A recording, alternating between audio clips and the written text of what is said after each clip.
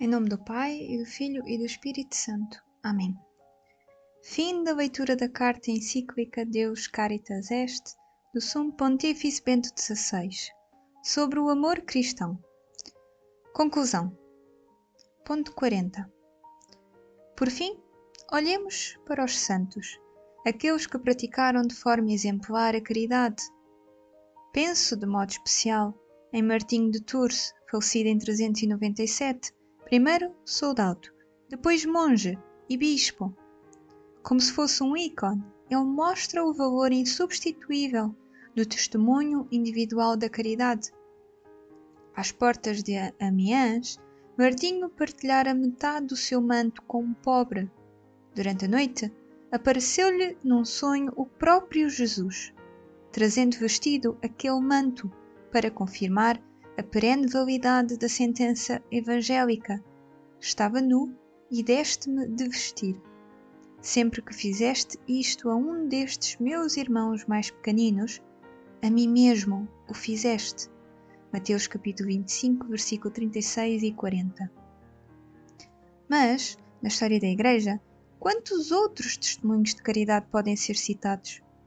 Em particular, todo o movimento monástico, logo desde os seus inícios com Santo Antão Abade, falecido em 356, exprime um imenso serviço de caridade para com o próximo. No encontro face a face com aquele Deus que é amor, o monge sente a impelente exigência de transformar toda a sua vida em serviço do próximo, além do de Deus naturalmente. Assim se explicam as grandes estruturas de acolhimento, internamento e tratamento que surgiram ao lado dos mosteiros. De igual modo se explicam as extraordinárias iniciativas de promoção humana e de formação cristã, destinadas primariamente aos mais pobres, de que se ocuparam primeiro as ordens monásticas e mendigantes, e depois os vários institutos religiosos masculinos e femininos ao longo de toda a história da Igreja. Figuras de santos, como Francisco de Assis, Inácio de Loyola, João de Deus, Camilo de Lelis, Vicente de Paulo, Luísa de Marilac, José Cotolengo, João Bosco, Luísa Orione, Teresa de Calcutá, para citar apenas alguns nomes, permanecem modelos insignes de caridade social para todos os homens de boa vontade. Os santos são os verdadeiros portadores de luz dentro da história, porque são homens e mulheres de fé, esperança e caridade. Ponto 41. Entre os santos, sobressai Maria, a Mãe do Senhor, espelho de toda a santidade. No Evangelho de Lucas, encontramo-la empenhada num serviço de caridade à sua prima Isabel, junto à qual permanece cerca de 3 meses, Lucas capítulo 1, versículo 56, assistindo-a na última fase da sua gravidez. Magnificat anima mea Dominum. A minha alma engrandece o Senhor. Lucas capítulo 1, versículo 46. Disse ela, por ocasião de tal visita, exprimindo assim todo o programa da sua vida. Não colocar-se a si mesmo ao centro, mas dar espaço ao Deus que encontra, tanto na oração como no serviço ao próximo. Só então o mundo se torna bom. Maria é grande, precisamente porque não quer fazer-se grande a si mesma, mas engrandecer a Deus. Ela é humilde, não deseja ser mais nada senão a escrava do Senhor, conforme Lucas capítulo 1, versículo 38 e 48. Ela sabe que contribui para a salvação do mundo, não realizando uma obra sua, mas apenas colocando-se inteiramente à disposição das iniciativas de Deus. É uma mulher de esperança, só porque crê nas promessas de Deus e espera a salvação de Israel, é que o anjo pôde vir ter com ela e chamá-la para o serviço decisivo de tais promessas. É uma mulher de fé. Feliz de ti que acreditaste, diz-lhe Isabel, conforme Lucas capítulo 1, versículo 45. O Magnificat, um retrato, por assim dizer, da sua alma, é inteiramente tecido com fios da Sagrada Escritura, com fios tirados da Palavra de Deus.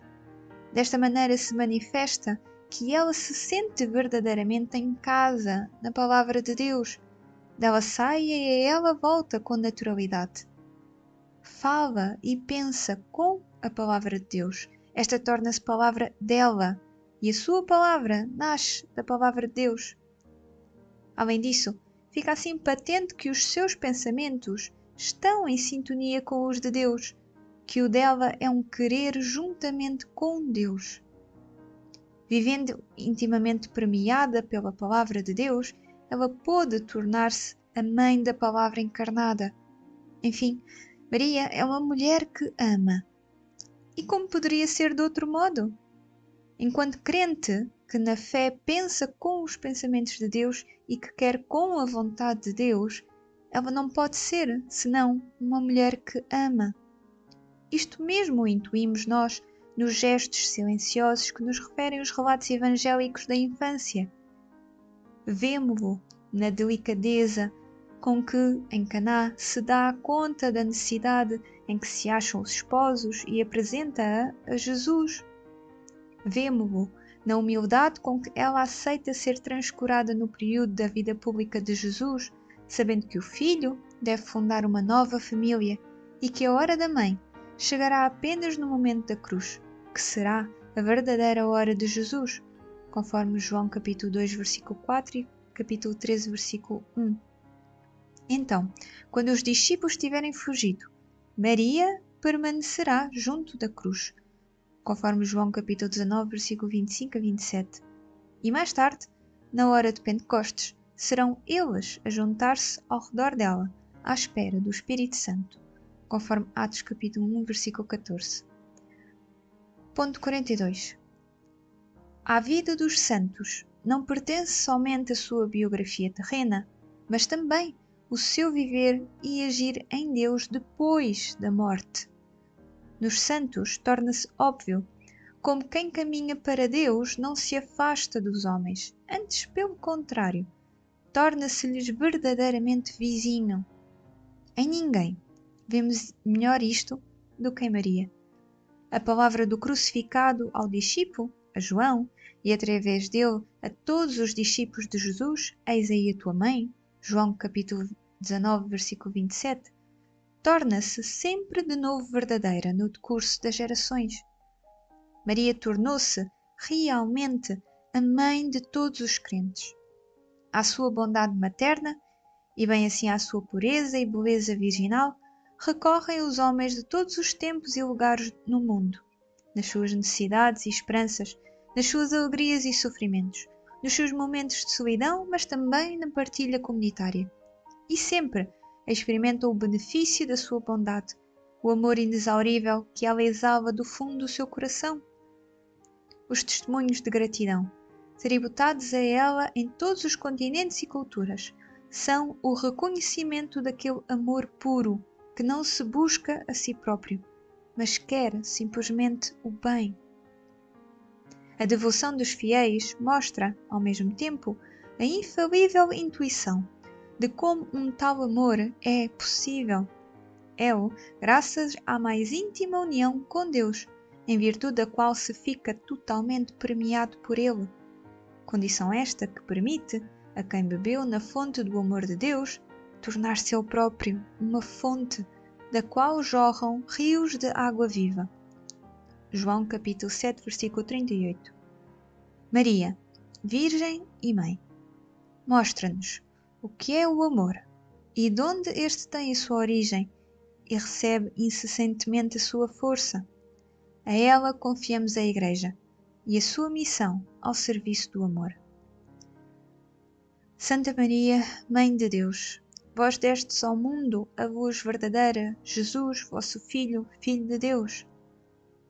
Entregaste-vos completamente ao chamamento de Deus, e assim vos tornaste fonte da bondade que brota dele. Mostrai-nos Jesus, guiai-nos para ele, ensinai-nos a conhecê-lo e a amá-lo, para podermos também nós tornar-nos capazes do verdadeiro amor e de ser fontes de água viva no meio de um mundo sequioso.